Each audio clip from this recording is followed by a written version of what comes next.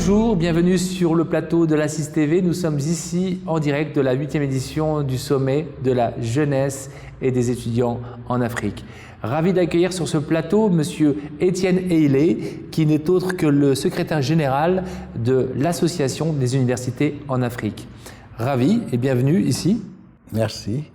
Alors vous êtes intervenu aujourd'hui sur un panel fort riche et intéressant sur l'avenir et l'éducation, l'avenir de la jeunesse africaine autour du travail entre autres.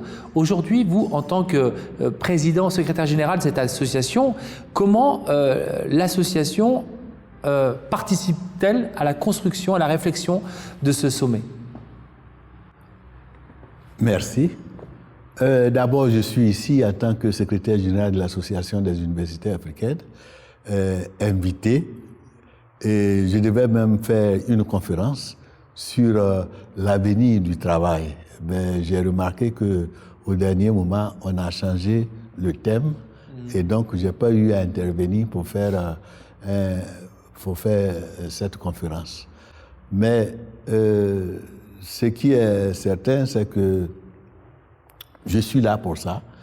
Et nous avons toujours travaillé de concert avec ASU, All Africa Student Union, qui a aussi toujours participé aux activités de l'Association des universités africaines. Comme je l'ai dit hier dans mon message de soutien, il n'y a pas d'enseignement supérieur sans université, sans institution d'enseignement supérieur. Il n'y a pas d'enseignement supérieur sans étudiants. Il n'y a pas d'enseignement supérieur sans personnel administratif et technique. Et je crois que tous ces trois groupes de personnel-là sont dans le même bateau pour que toute institution d'enseignement supérieur puisse aller de l'avant et fonctionner correctement. Et donc, notre appui à l'association des étudiants est que, mais nous leur donnons quelques conseils de temps en temps, puisque nous, les deux organisations ont leur siège au Ghana. Nous sommes pratiquement dans le même secteur donc ça favorise l'échange au Ghana, et donc on est souvent en contact. Et même on devait faire venir AAU TV pour filmer tout le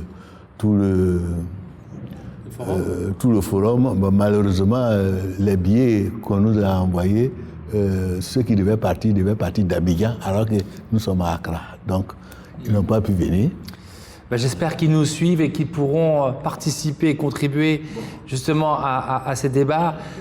Alors, moi, la question que j'ai envie de vous poser aujourd'hui, est-ce que toutes ces universités sont en phase avec la réalité de notre continent, c'est-à-dire une réalité qui se tourne de plus en plus vers le digital, qui est de plus en plus connectée? Est-ce qu'il y a vraiment un débat qui est mené dans ce sens-là? Je pense que l'avenir de l'enseignement supérieur se trouve dans les formations à distance, compte tenu du fait que l'une des difficultés, l'un des défis majeurs de l'enseignement supérieur, c'est la massification.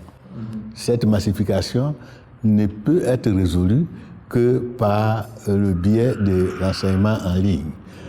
Malheureusement, toutes les formations ne peuvent pas se faire en ligne, mais au moins une bonne partie pourrait suivre cette voie-là pour être améliorée et pour donner les résultats qu'il faut.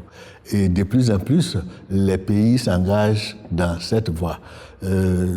Récemment, le mois dernier, j'ai eu à participer à la cérémonie de la première remise des diplômes de l'université virtuelle de Côte d'Ivoire, et c'était vraiment un succès. Et je pense que de plus en plus, beaucoup d'universités vont dans ce sens.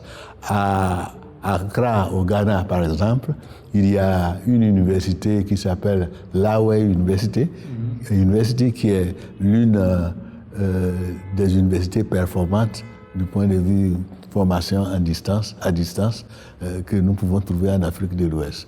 Et donc, de plus en plus, nous tendons vers cette initiative qui devrait faire tache d'huile d'ici quelques années. Eh ben, nous l'espérons, bien évidemment, à l'occasion de ce sommet et d'avoir l'occasion pour la prochaine édition de vous revoir avec toutes ces contributions. En tout cas, merci Monsieur Etienne Eilé, secrétaire général de l'Association des universités africaines. Et nous vous souhaitons un excellent séjour ici au Maroc. Voilà. Merci beaucoup. À très bientôt. Merci. Merci.